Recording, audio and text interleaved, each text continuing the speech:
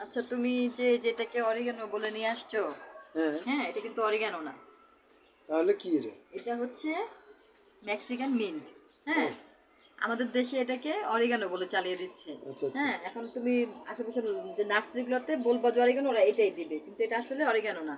আর ইউটিউবে দু একটা ভিডিও দেখলাম যে এটা অরিগানো বলে, কিন্তু কালকে একটা ভিডিও দেখলাম আমি, আর হচ্ছে গুগলে সার্চ দিচ্ছি, তখন দেখলাম যে এটা অরিগানো না, এটা হচ্ছে মেক্সিকান মিন্ট।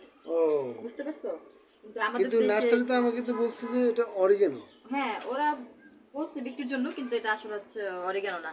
এটা আমাদের দেশে অরিগানো বলে, আর হচ্ছে ইন্ডিয়াতে আজওয়াইনের গাছ বলে চালায়, কিন্তু এটা আচ্ছা আচ্ছা। অরিগানো না, আজওয়াইনও না। এটা হচ্ছে মেক্সিকান মিন্ট। বুঝতে পারছো? এটা, আর যে মাথার মধ্যে আছে অরিগানো, এই হুম জন্য হুম যখন হুম। এটা স্মেল নিছি মনে হচ্ছে যে অরিগানোর একটা, এটা ফ্লেভারটাও ভালো, সুন্দর একটা স্মেল, কিন্তু কি অরিগানো না এটা। ও, বুঝতে তাহলে পারছো? আমরা নাম বললো যে অরিগেনো, বাট এটা অরিগানোর পাতাগুলো আর সেম, এটা তো এখন এত বড় হয়েছে দেখে আমরা বুঝতে পারছি, কিন্তু অরিগানোর পাতাগুলো ছোট ছোট হবে।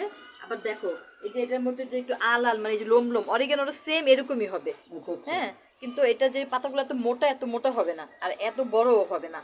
বুঝতে পারছো? কিন্তু আমরা যখন কিনছি তখন কিন্তু একদম ছোট ছোট ছিল।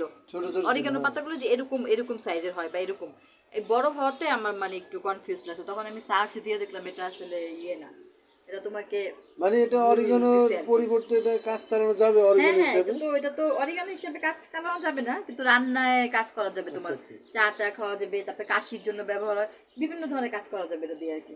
ঠিক আছে। এটা একটা ভালো গাছ, সমস্যা না এটা।